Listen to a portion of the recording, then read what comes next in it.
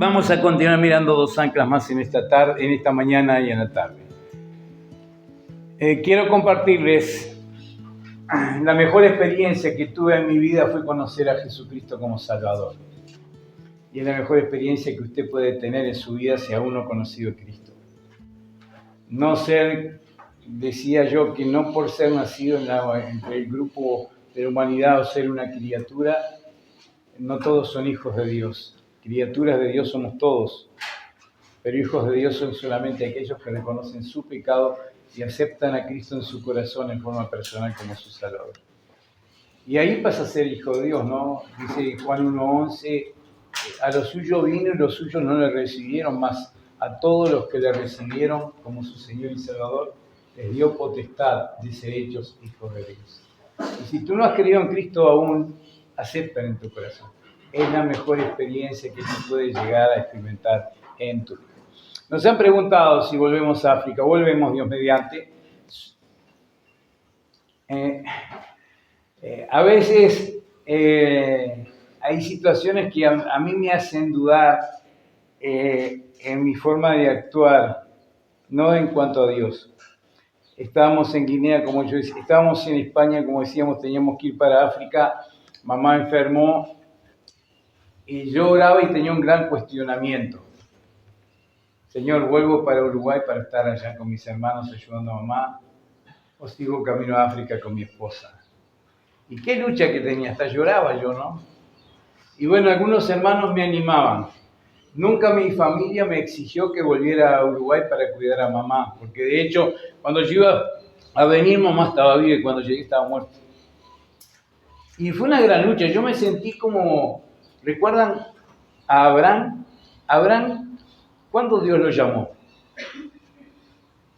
¿En qué libro de la Biblia lo llamó Dios a Abraham? ¿Y en qué capítulo? En el capítulo 11 Dios lo llamó a Abraham. En el 12 se confirma la obediencia a la llamada. Abraham Dios le llamó a que saliera de Ur de los Caldeos y fuera a la tierra que Dios le iba a prometer. Pero Abraham tenía a su papá Taré, ¿no? ¿Te acordás, Chichi? Y mientras que Taré no murió, quedaron ahí en Parán con su padre. Y recién después se obedeció. Y yo decía, Abraham no obedeció inmediatamente, tuvo que esperar la muerte de su padre para empezar a obedecer. No sé si están de acuerdo.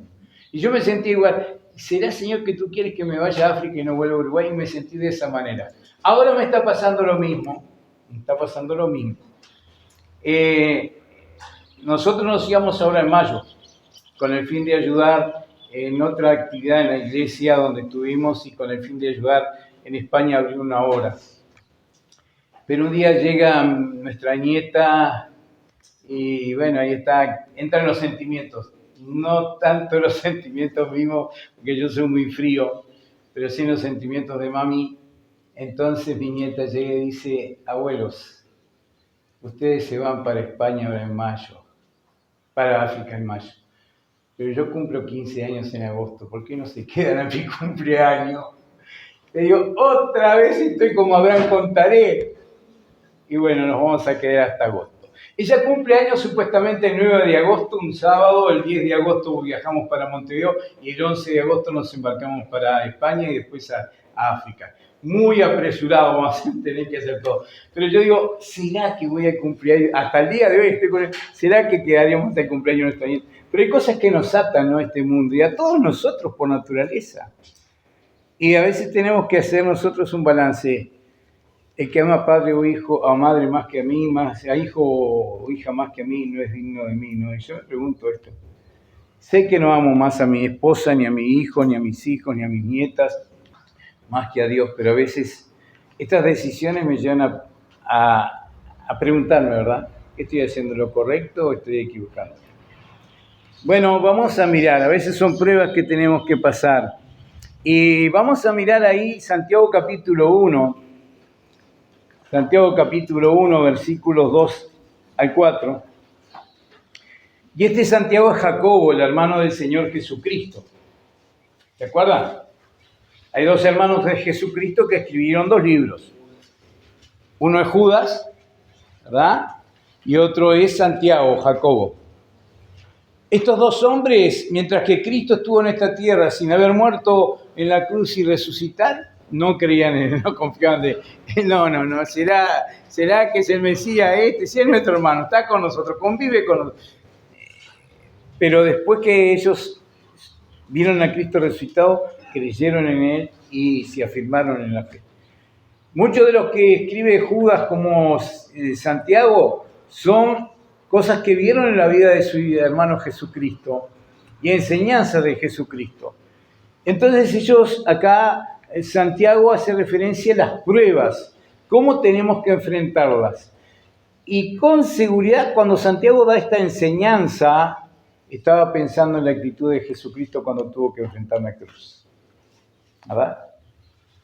Y bueno, vamos a leer Santiago capítulo 1, verso 2. Hermanos míos, tened por sumo gozo cuando os halléis en diversas pruebas, sabiendo que la prueba de vuestra fe produce paciencia.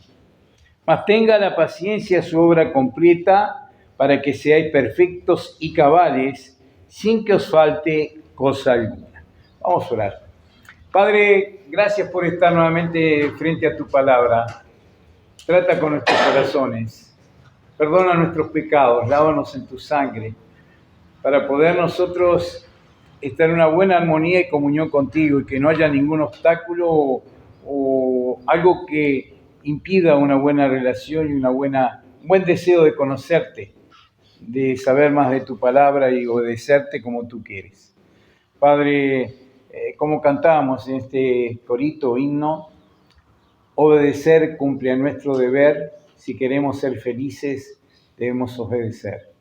Gracias, Señor. Bendice tu palabra y trata con nuestros corazones y ayúdanos en medio de las pruebas, de los problemas, de las dificultades que cada uno de nosotros tenemos que enfrentar, en forma personal, como familia, pero gracias, Señor, como iglesia también. Pero gracias porque tú siempre nos ayudarás si nosotros esperamos por fe, confiando en tus promesas, en tu palabra y en tu poder. Tú nos bendigas, Señor. Lo pedimos en nombre de Jesús. Habla mi corazón para ser claro al exponer tu palabra. En nombre de Jesús oramos. Amén. Muy bien, Santiago. Aquí Santiago nos dice que debemos considerarlo las pruebas que dice, tened por sumo gozo, la alegría, el regocijo máximo, más alto. Tened por sumo gozo cuando estamos sin conflictos, con buena salud, con buena situación económica. ¿Cuándo? Cuando estemos en diversas pruebas. Diversas pruebas. De toda clase, ¿no? El enemigo no va a atacar tu alma si tú eres una hija o un hijo de Dios. Sabe que tú eres un hijo de Dios y está segura tu salvación y tu alma. ¿Pero qué ataca el enemigo? Ataca nuestra salud y nos hace preocupar y estar preocupados por mejorar de nuestra salud, ¿o no? Ataca nuestros problemas económicos. Ya cuando somos uno solo no es tanto el problema, pero cuando somos una familia es grande la preocupación, ¿se da cuenta? Ataca nuestras dudas, nuestros cuestionamientos acerca de las promesas de Dios, su manera de obrar. Nuestra alma está segura si hemos conocido a Cristo. Por eso es bueno que tú, si no lo has hecho, aceptes a Cristo como tu Salvador. Ahora nosotros podemos encontrar, tened sumo gozo cuando os halléis en diversas pruebas. Esto habrá de contribuir a alcanzar una clase de vida que nos convierta en creyentes. ¿De qué clase? Dice versículo 4. ¿Para qué? ¿Para qué tener sumo gozo cuando hallemos? Para que nuestra paciencia crezca, ¿no? Para que nuestra confianza en Dios crezca. Y para que lleguemos a ser al final del versículo 4, perfectos y cabales sin que os falte cosa alguna. Mejores hijos e hijas de Dios. ¿Cómo sucede esto? El texto continúa hablando del proceso. Y vamos a ver 4 etapas en este proceso para llegar a ser perfectos y cabales. Vamos a ver 4 etapas. Ellas son, voy a señalarlas ahora, después vamos a ir a tratar 2 de ellas. Bueno, primero, para que nos ayuda a crecer en la prueba de nuestra fe. Nos ayuda a crecer en la prueba de nuestra resistencia. Nos ayuda a crecer en la prueba de nuestra tendencia a ceder o ir atrás. y nos ayuda a crecer en nuestra dependencia en la oración. Porque les preguntaba si ustedes tenían su tiempo devocional, pero ¿cuánto tiempo dedicamos a orar nosotros en casa? ¿Sabe que lo más difícil que hay en la vida del cristiano es el equilibrio? Hay muchos cristianos que tienen mucho tiempo de lectura en la palabra, pero tienen poco tiempo de oración. Hay muchos cristianos que tienen mucho tiempo de oración, pero poco tiempo en la palabra. ¿Qué es mejor? Lo mejor es ese equilibrado, ¿no? Tener un buen tiempo de oración y tener un buen tiempo en la palabra. Eso nos va a ayudar mucho. Es más fácil tal vez orar que leer. Es más fácil tal vez leer que orar, ¿no? Como yo les decía, yo recién comenzaba en los caminos del Señor y oraba al Señor y el diablo me susurraba. ¿A quién estás hablando? Estás hablando a cuatro paredes. A veces decimos, yo no sé orar. Bueno, yo tampoco, pero dice Romanos que el Espíritu mismo clama por nosotros con gemidos indecibles, ¿no? El Espíritu Santo nos guía a orar y a pedir como conviene. Ahora nosotros podemos encontrar que la prueba de nuestra fe es lo primero, la primera etapa para nuestro crecimiento o desarrollo. Esto ocurre cuando la tribulación desafía nuestra fe y nos llama a dar testimonio de qué o en quién hemos creído. La prueba de nuestra fe. Después la fe es de las pocas definiciones que encontramos en la Biblia de una palabra, ¿no? Hebreos 11:1 dice, es pues la fe, la certeza de lo que se espera, la convicción de lo que no se ve. Yo no veo la salida de la prueba, pero tengo fe que Dios va a sacarme de esta prueba. ¿Estamos bien? Eso es fe, creer sin ver. Creer sin ver. Como cantamos en este corito tan lindo, ¿no? La fe es nuestra dependencia inamovible a Dios. Dios es fiel. Y fe es confiar en Él en todo momento. Hermanos, me alegra saber que Dios no sea tan solo un producto en el cual podemos nosotros confiar a veces y a veces se nos ocurre o escurre de nuestra mente la idea o la presencia de Dios o la persona de Dios. Dios no juega a las escondidas con sus hijos, sino que ha revelado sus promesas, ha revelado su camino, su deseo de cómo debemos andar y su carácter. Y estas cosas son absolutamente confiables, sólidas, claramente verdaderas. Bueno, cuando llega la tribulación, debo aferrarme a sus promesas. No solo conocer, muchos conocemos las promesas de Dios, ¿sí? Pero no todos confiamos en las promesas de Dios. Y más cuando la aflicción, la tribulación apremia, nos aprieta muy interiormente y nos hace dudar de las promesas de Dios, ¿no? Entonces las promesas de Dios no solo son para conocerlas o tenerlas, sino para confiar en ellas y creerlas. Hebreos capítulo 13, versículo 5. Hebreos 13, 5. Dice la palabra de Dios, sean vuestras costumbres sin avaricias, contentos con lo que tenéis ahora, pues Él dijo, no te desampararé ni te dejaré. Sean vuestras costumbres sin avaricia, contentos con lo que tenéis ahora. Él dijo, no te desampararé ni te dejaré. Bueno, aun cuando al final del túnel de la prueba no vemos luz. ¿Sabían ustedes, cuántos de ustedes sabían que en Uruguay hay una vía ferroviaria que tiene un túnel? A ver, Diego, ¿qué más? Diego, sí. ¿Qué más? David. ¿David? ¿Por qué sabes, David? ¿Por qué? ¿Sabían ustedes eso o no? Es lindísimo, ¿eh? Si ustedes quieren viajar en él, pasar por ese túnel, solamente van a Tacuarembó y toman el tren por la mañana, a las 7 de la mañana, que va a Rivera. Y ustedes, a unos 30 kilómetros de Tacuarembó, van a ver un túnel. Y ahí se oscurece todo, chicha. Entonces, ahí el guarda mismo invita a la gente que nunca ha pasado por... ¿Quieren pasar? Vengan al frente de la máquina, así pueden ver el túnel. Pero se oscurece todo, que totalmente, ¿no? Y uno se da cuenta que se oscurece cuando al final sale del túnel y se ve la luz clara, ¿no? Pero se oscurece completamente todo. Y a veces en las pruebas nos pasa eso, parece que no vemos la luz al final del túnel, ¿no? Nos pasa eso. Y eso a veces lleva a que llegue más afán, más desánimo, desaliento. Pero queridos hermanos, las promesas de Dios son ciertas. Ellas nos brindan una fuerte estabilidad en nuestra vida. Dios nunca ha fallado a aquellos que le aman y le conocen. Y podemos dar testimonio de esto muchos de los que estamos aquí, cristianos, aún los mayores, por supuesto, ¿verdad? Podemos dar testimonio que Dios nunca nos ha fallado, nunca ha fallado sus promesas.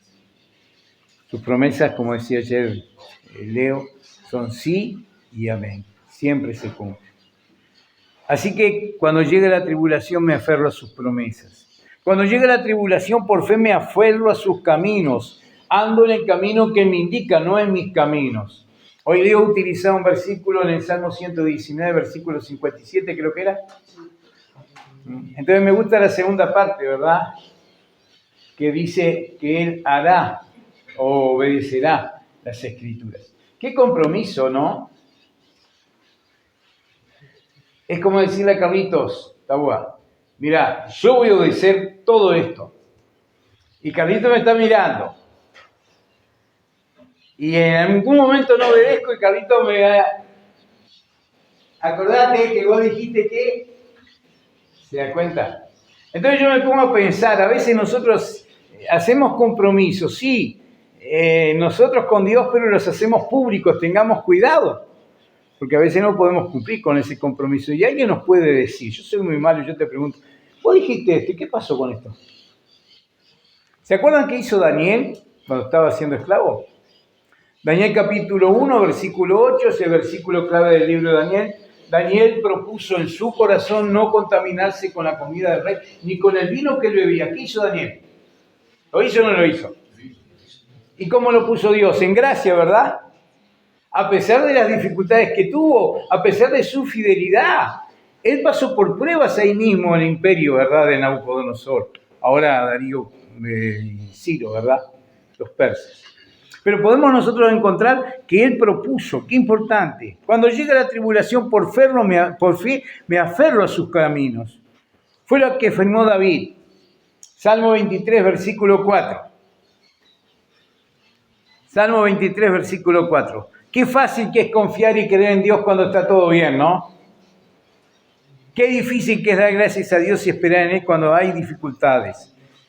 Salmo 23, versículo 4. Tal vez uno de los salmos más conocidos, memorizados también. Entonces, versículo 4 dice, aunque ande en valle de sombra de muerte, no temeré mal alguno, porque tú estarás conmigo. Tu vara y tu callado me infundirán aliento. David era realista. No solo voy a tener bendición en mi vida, voy a tener muchas dificultades. Valle de sombra de muerte, ¿sí?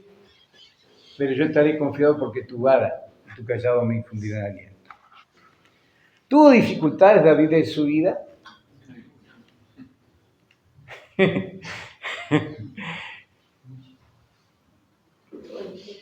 Y la mayor parte de las dificultades que tuvo tuvieron que afectar mucho su corazón, sus sentimientos, porque fue con seres que él amaba mucho, ¿no? El rey Saúl lo quería matar, ¿se acuerdan? Lo buscaba para matar. Y David, sin embargo, tocó para él, para aplacar su corazón, cuando un espíritu malo venía sobre el rey Saúl. Y David siempre estaba ahí. Cuando hubo batalla contra los filisteos, fue y venció al gigante él. Y podemos encontrar después que David llega al reinado y su propio hijo Absalón lo traiciona. ¡Qué dolor! Un hijo de David toma a su media hermana y la viola. Absalón mata a ese hermano. ¡Qué tragedia familiar la de David! Yo no quisiera pasar un segundo por la vida.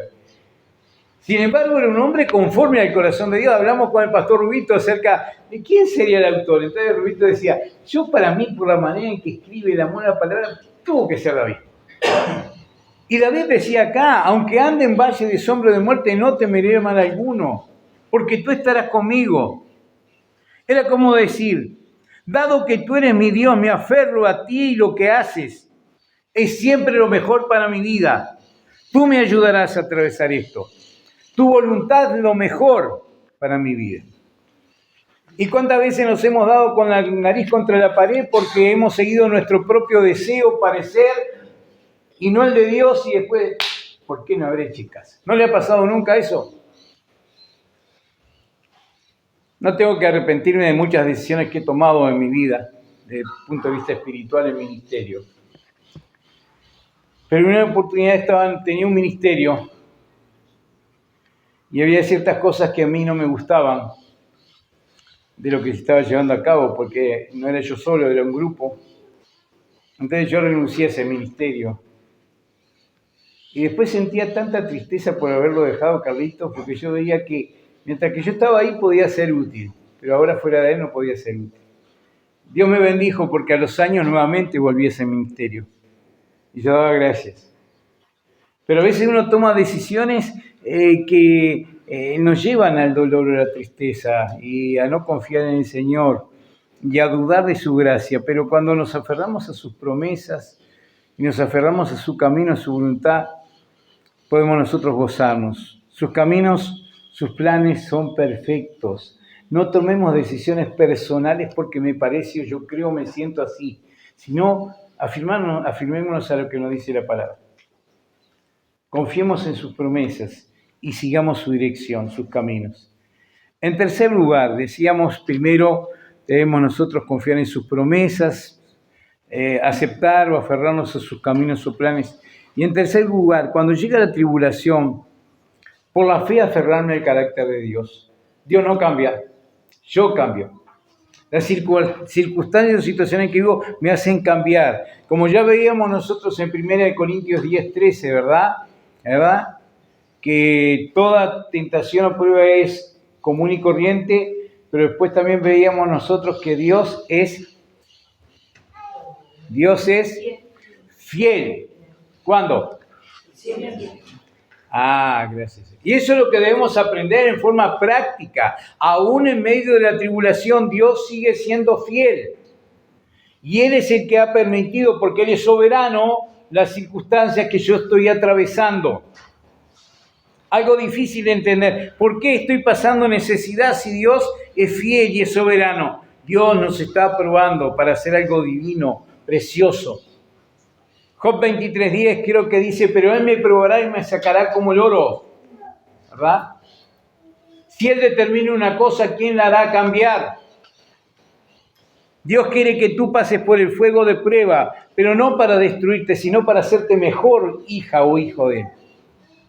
Por eso es importante, cuando llega la tribulación, por fe aferrarnos a su carácter.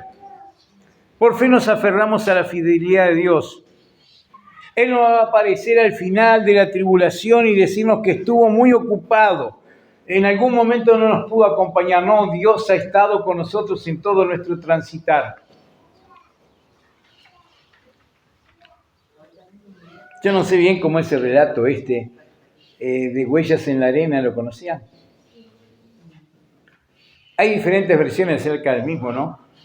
Supuestamente iban 2 personas por la playa en la arena, entonces en un momento se perdieron 2 huellas. Entonces una persona se preguntaba, ¿y quién fue que dejó de estar caminando, verdad? ¿Y quién fue que dejó las huellas? Y ahí se enseña que al final el que dejó las huellas era Dios, que llevaba en brazos a la otra persona que iba con él. ¿Está bien? Dios no nos abandona nunca. Nosotros tal vez tenemos la tendencia, por nuestra flaqueza o debilidad, por nuestra duda de la promesa de Dios, a dejar a Dios en medio de la aflicción. Pero Él no nos deja. Él promete ser fiel. Cuando aparecen los problemas, nuestra fe es probada. Y somos llamados a dar testimonio de Dios. Si aún creemos o no creemos en Él. En medio de la aflicción o la prueba. Sus caminos, su carácter, sus promesas son algo que tenemos que manifestar por fe y aceptarlas. cuando reaccionemos de otra manera que no esté a la altura de las verdades de Dios, el mundo nos va a ver porque somos espectáculo, lo veíamos ayer, no somos espectáculo. El mundo está observando cómo reaccionamos frente a la tribulación. Si lo hacemos de manera incorrecta, quejosos, descontentos, preguntando por qué en lugar de preguntarle a Dios para qué y con gozo aceptar, difícilmente podamos dar un buen testimonio. Santiago decía, hermanos míos, tened por sumo gozo cuando os halléis en diversas pruebas. Hemos pasado por diversas pruebas nosotros, ¿no? ¿Sí o no? No voy a hablar de las que yo he tenido, que recuerde entre tantas que hemos tenido. En forma personal, como familia. El otro día yo estaba contando a alguien y un día me dormí en la moto y terminé en el hospital. Estaba sirviendo a Dios, había viajado a San Carlos para hacer un trámite de una libreta de una moto de conducir, ¿verdad? Para hacer la transferencia de la moto que en ese momento estaba usando el pastor Echevengú en Rivera. Fui lo más bien, pero cuando quise hacer el trámite estaba lloviendo, fui en moto, volví en ómnibus. Fui a buscar la moto y cuando venía de regreso ahí por Pando, me dormí, agarré un cordón y salí volando. Dios me guardó, estoy acá. Pobre mi esposa. No sé si pobre porque me pasó eso, pobre porque estoy acá. Pero bien, pobre mi esposa. Qué dolor, ¿no? Había un joven de la iglesia que decía, ¿por qué le pasó esto a Héctor? Que él es fiel y él sirve y ayuda. Y vos estás sobre con 2 hijos. Bueno, pero Dios sabe, ¿no? En cierta oportunidad tuvimos un vuelco en la camioneta en plena ruta 5. Dios nos guardó, no nos pasó nada. Algunas heriditas simples, algunos de los que iban. Íbamos como 14, 15, ¿eh? Bueno, cuando tuvimos este accidente, como yo les contaba, ¿no? Y muchos otros. Un vuelco que tuve yo con mi esposa, en medio del campo, no había nadie que nos pudiera ayudar. Y yo decía, ¿qué está haciendo? Doy gracias a Dios, porque no se quejaba ni mi esposa ni yo. Decíamos, Señor, tú sabes, ayúdanos nada más, el contratiempo de ver cómo poder solucionar el conflicto. Pero sabe, la prueba nos llevó a madurar, a aceptar la voluntad de Dios, a saber que Dios es fiel, a reaccionar de manera apropiada. Tenemos que hacerlo, aprendamos. Y cuando nosotros alcanzamos esta meta, darle gloria a Dios en medio de la dificultad, esto va a ser algo que después, cuando se avecina otra dificultad, ya estamos medio capacitados. Tal vez hemos aprendido una lección que nos va a ayudar para salvar la otra lección. La prueba de nuestra fe. En segundo lugar, hermanos, la prueba de nuestra resistencia. ¿Hasta dónde aguantamos? Esto sucede cuando reaccionamos con fe a la situación que nos toca vivir. Aferrarnos tenazmente a Dios y decir, no nos rendiremos ni cederemos porque Él está conmigo. Resistir en Dios, no en nosotros. Es interesante que la palabra soportar en castellano, proviene de una palabra latina, subportare, quiere decir sobrellevar. Así que, en definitiva, Santiago está diciendo, soporten la capacidad de sobrellevar la dificultad, una tensión extra, hasta que la obra de Dios se haya completado en tu vida, en mi vida. Todos nosotros, sin lugar a dudas, siempre reaccionamos a los problemas. Y cuando la vida comienza a presionarnos es cuando vemos hasta dónde llega nuestra fe, nuestra confianza. ¿Se acuerdan los discípulos en la barca? Cuando empieza la gran tempestad, bueno, en una de las oportunidades le achacan a Jesús la culpa de que no se preocupa por ellos. Ahora Jesucristo, cuando está en medio de dificultad en otras experiencias, ¿qué le dice? ¿Cómo, no tenéis fe? No dicen que tienen gran fe en mí. ¿Y por qué entonces se atribulan cuando están en medio de la tormenta? Nos puede preguntar lo mismo Dios a nosotros, ¿no? ¿Cómo, no tenéis fe? ¿No dicen ustedes que tienen fe? ¿Qué fe que tengo yo? Bueno, quiero ponerte a prueba a ver cómo está la fe tuya. ¿Sabe? Todos reaccionamos. Ahora, ¿cuál es nuestra respuesta a la aflicción, a la tribulación? Le decimos al Señor, sácame de aquí, resuelve este problema rápido. A veces es lo que hacemos los cristianos en nuestra oración por falta de madurez. Señor, sácame de este problema. ¿Está bien la oración? ¿Está bien ese deseo? Pero podemos decir, Señor, sácame de este problema dándome la capacidad para enfrentarlo. ¿Está bien? Entonces ahí sí va a ser el momento apropiado que Dios nos saque cuando yo pude pasar la prueba para ser perfeccionado, madurado, para que Dios me llevara a crecer. Cuando Dios nos dice no, es cuando reaccionamos de una manera incorrecta, ¿no? ¿Por qué no? Señor, sácame. Y sacaste a Carlito y a mí no me sacás. Y estamos quejosos. Bueno, en lugar de tratar de zafar de la prueba, clamemos al Señor con fe y pidamos, Señor, ayúdame a atravesar esta prueba. Tú sabes estas dificultades, estas pruebas. Bueno, sabe la prueba de nuestra fe, dice Santiago acá, versículo 3, produce paciencia. Somos muy impacientes, ¿no? ¿Quiénes son impacientes acá? Levanten la mano. Casi la mayoría de los varones y algunas de las mamás también. ¿Cuándo querés la cosa? Mañana, no, ayer. ¿Sí o no? Y también en los momentos de prueba o dificultad queremos la solución inmediata. Si bien no que Dios nos saque de la prueba, pero sí que nos demuestre cómo debo enfrentar la prueba. Y tenemos que pedirle al Señor paciencia. Ahora, ¿qué aprendieron aquellos que somos impacientes? ¿Qué aprendimos cuando le hemos pedido al Señor, dame paciencia? Por eso no era más por paciencia. Así que por eso no era más por paciencia, ¿verdad? Porque claro, Dios va a utilizar situaciones para probarnos y madurarnos en paciencia. ¿Es malo Dios por esto? No, gracias al Señor que actúa de esta manera, ¿no? Porque Dios tiene poder para sacarnos del problema por mayor que sea, ¿sí o no? Tiene poder. Pero Él quiere que nosotros pasemos por el conflicto confiados, aferrados a sus promesas, aferrados a sus planes. Hermano, ten presente, permanecer soportando la prueba con un espíritu positivo es parte importante en el proceso de madurez, en el proceso divino que obra para llegar a ser más maduros. Dios nos envía la prueba, permite la prueba en nuestra vida con un propósito. Podamos madurar. En tiempos de tribulación es útil hacer una lista de verdades relevantes. Ir a la palabra, como alguien decía, en momentos de dificultad o prueba es cuando más trato de buscar a Dios y el consuelo de Dios y la fortaleza en Dios y las promesas de Dios, ¿no? Bueno, es ese momento que yo tendría que estar tranquilo y empezar a notar promesas de Dios, formas en que Dios obró en la vida de otros en la Biblia. Aún recordar, hermanos, cómo Dios obró en la vida de otros hermanos que conviven con nosotros, que están en nuestra congregación o en nuestras congregaciones.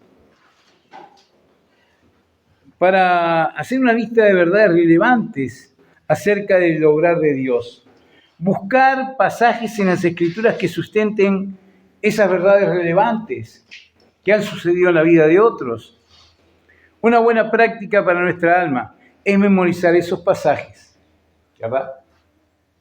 ¿Con qué limpiará el joven su camino?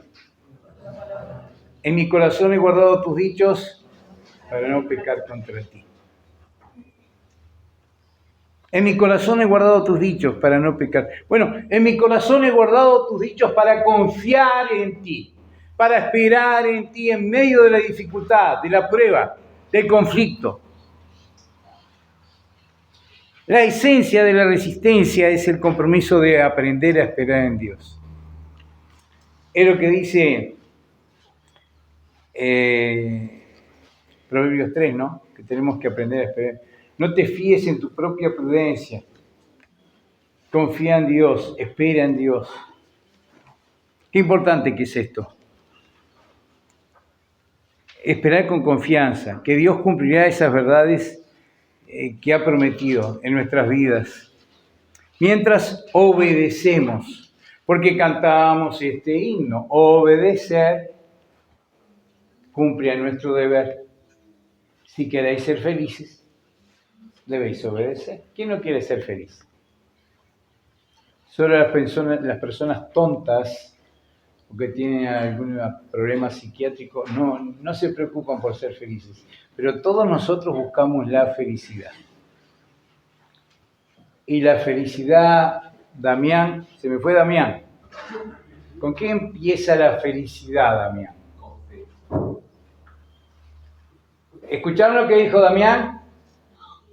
¿No escucharon? Que la felicidad empieza ¿con qué, Damián? Con fe. ¿Por qué dice eso, Damián? Eduardo, por mi testimonio. Porque cuando yo pasaba por una iglesia, yo era incrédulo, me burlaba de Dios, aún me burlaba de un cartel en una iglesia en la cual yo pasaba cuando trabajaba y veía un cartel que decía, felicidad empieza con fe. ¿Saben lo que yo decía primero, Carlito? Qué bobo esto. ¿Quién no sabe que felicidad empieza con fe? Por las letras, ¿verdad? ¿Cómo empieza la palabra? Con fe. ¿Quién no sabe? En esa iglesia yo me convertí. En esa iglesia yo me convertí. Graciela se convirtió en esa iglesia en la cual yo me burlaba del cartel.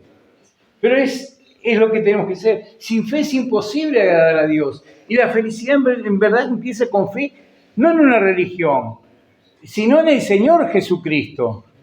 Y también felicidad no significa una vida exenta, libre de conflictos o tribulaciones, sino saber que hay un gran Dios que nos ayuda en medio de las pruebas o tribulaciones. Creer que hay un gran Dios que está a nuestro lado para auxiliarnos. ¿Sabe? La esencia de la resistencia es el compromiso de esperar, y esperar con fe, de manera inquebrantable. Cuando Santiago decía, hermanos, tened por sumo gozo, quería decir, aguarda expectante. La gracia de Dios va a obrar. El crecimiento y la gloria vendrán, pero regocíjate ante cualquier señal que indique que el proceso de Dios está dando resultados. Somos una obra sin terminar. Pablo le escribía a los creyentes en Filipos, decía, estando persuadido de esto, que el que comenzó en vosotros la buena obra, la perfeccionará. Y hasta el día de Jesucristo, hasta el día que Cristo venga a buscarnos o nos llame a su presencia, Dios nos está moldeando, está puliendo. Hay áreas de mi vida, en tu vida, que necesitan ser tratadas. La manera que Dios hace para llevarlo a cabo es por medio de las pruebas. Por eso Santiago era claro en esto, tened por sumo gozo. Verifica, examina en tu vida si estás creciendo. Y cuando veas que tú estás creciendo, que Dios está tratando, ¿cuántos de nosotros podemos decir, cómo Dios cambió mi vida, ¿no? ¿Cómo hemos cambiado en algunas áreas? Podemos decirlo, ¿no? No somos perfectos todavía, ni cabales, como dice acá Santiago, pero Dios ha cambiado muchas áreas de nuestra vida, ¿sí o no? Podemos decir del testimonio. No lo hicimos nosotros, fue Dios obrando en nosotros. En medio de las pruebas o dificultades nos ha hecho crecer, madurar, aprender a confiar, esperar en Él. Pero sabe, esto producirá gozo en tu alma y en mi alma cuando ves que Dios está cambiando, que Dios está haciendo una obra. No esperemos como pasó y ya terminamos. Con el pueblo de Israel en el Salmo 126, que después de las pruebas o dificultades del cautiverio, decían algunos que miraban al pueblo, uy, grandes cosas ha hecho Dios con la iglesia. No, decía, grandes cosas ha hecho Dios con estos, los israelitas, ¿verdad? Y después parece que se despertaban. Los israelitas dijeron, grandes cosas ha hecho Jehová con nosotros. Grandes cosas ha hecho Dios con nosotros, contigo y conmigo, en forma individual, como cuerpo de Cristo, como iglesia local y como iglesia universal. Dios ha hecho grandes cosas en aquellos que hemos confiado en Él, que hemos aceptado. Tú quieres que tu vida sea transformada, que tu conducta, que tus acciones sean transformadas, cambiadas, necesitas a Cristo. Él puede hacer de ti una nueva criatura. Necesitas reconocer que el pecado te separa de Dios. Por eso hablamos de sangre, ¿no? que la sangre de Cristo nos limpia de todo pecado, pero la Biblia lo dice. El autor de Hebreos en Hebreos 9:22 dice, sin derramamiento de sangre no hay perdón. Cuando Juan ve al Señor Jesucristo, dice en Juan 1:29, he aquí el Cordero de Dios que quita el pecado del mundo. Y vamos que la Biblia es un todo, entonces empezamos a relacionar, ¿qué quiere decir esto acá, Juan? He recordado el Cordero Pascual que Dios mandó sacrificar al pueblo de Israel cuando estaban en Egipto antes de salir de allí. ¿Se acuerdan? Un cordero, sin mancha, sin defecto. Y luego su sangre sería derramada, pintada en los dinteles y los postes de las casas, y iba a mandar Dios el ángel destructor. Donde no hubiera la sangre, pasaba. Y si tú no permites que Cristo entre en tu corazón, te salve y seas tú lavado en la sangre de Cristo, no tienes esperanza de salvación. Pero Dios te ama y quiere salvarte. Es lo que nos dice la palabra de Dios. Dios no quiere que ninguno perezca, sino que el hombre proceda al arrepentimiento. Que el hombre proceda al arrepentimiento. Así que hemos podido ver hasta ahora 2 pruebas más, ¿no? La prueba de nuestra resistencia, la prueba de la tribulación, en medio de las mismas nos aferramos a Dios.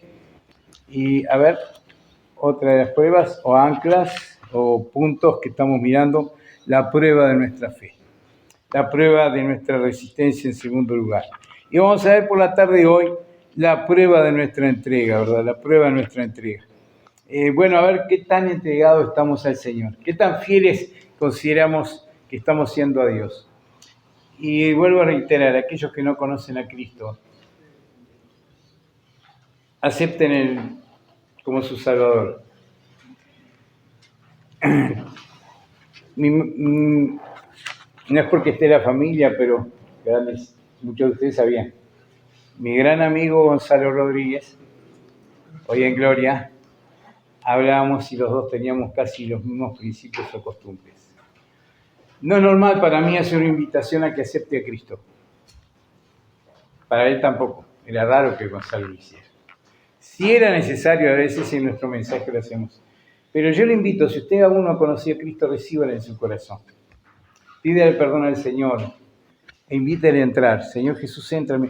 No tiene que haber nada místico. Ay, yo lo recibí, me sentí... No, nada de esto. Es algo personal entre usted y Dios. Y si usted le dice a Jesús, entra en mi corazón, quiero ser salvo, quiero ser salva, Él lo hará. Porque Él ha prometido que todo aquel que le cree y le recibe es salvo.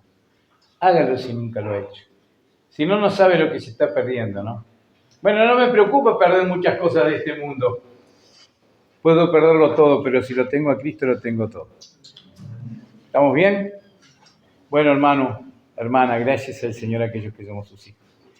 Que en medio de la dificultad de la prueba podamos alabarle y tener gozo, en verdad. Tener alegría. Muchas noticias tristes pudieron llegar a la vida de nuestra familia. Una de las que más nos apesadumbró fue cuando a nuestro hijo le diagnosticaron un cáncer maligno. Y solo orábamos. Y solo, por lo menos yo le pedí al Señor, dame la gracia para poder ayudar a Santiago, para animarle, para alentarle, ¿verdad? Para recordarle las promesas de Dios. Pero bueno, Dios nos sacó en victoria, salió todo bien. Y en cierta oportunidad estábamos en nuestra iglesia un año, cuando le pasó eso, lo operaron. En diciembre, a fines de año de ese año, tuvimos un culto de acción de gracias. Y muchos hablaban y decían, bueno, gracias a Dios por Santiago, gracias a Dios sanaste a Santiago, gracias Señor, porque tú eres bueno, sanaste a Santiago. Y yo les dije, soy muy malo, Leo, ¿viste? Entonces yo dije, perdón, Santiago está con vida y por eso Dios es bueno. Y si Santiago hubiera muerto, ¿Dios era malo?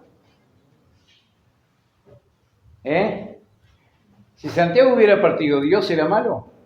No, seguía siendo bueno, porque Santiago partía y sabía bien que iba a la gloria, porque él conocía a Cristo. ¿Se da cuenta? Y capaz que estaría mucho mejor que ahora, que está pasando algunas dificultades. Pero bueno, nosotros podemos saber que Dios es siempre bueno, que Dios es siempre fiel, que sus promesas son siempre amén. Por eso puedes confiar en este Cristo. Dios te ama y te sigue invitando a aquellos que no han creído en Él. No te obliga a creer en Él. Eso también es algo grato de Dios, ¿no? Él te dice, venid, venid a mí y yo os haré descansar.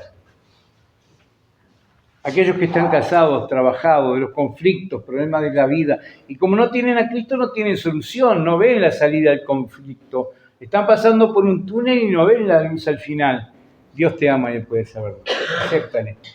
Y si tú tienes este deseo de aceptar a Cristo, si tú sientes que sos tratado por el Espíritu Santo de Dios, bueno, comparte con alguien la invitación que tú has hecho a Cristo. O pídele a alguien que te pueda ayudar a aceptar a Cristo. Muchos de aquí estamos dispuestos a ayudarles a aquellos que no conocen a Cristo. Hay hermanos, siervos, pero hay otros que son hermanos maduros, que no tienen un liderazgo como un pastor, un siervo, pero están dispuestos a ayudarte. Creo que todo el cristiano, aquellos que hemos conocido a Cristo, tenemos la capacidad, por la ayuda de Dios, de poder ayudar a otros a conocer a Jesucristo y guiarlos a Él. Así que vamos a orar para aquellos que no conocen a Cristo puedan aceptarle. Y si tienen alguna necesidad, está el pastor Rubito, estoy yo, otros hermanos o algún conocido que usted tenga para ayudarle a ellos. Vamos a orar para que Dios bendiga su palabra.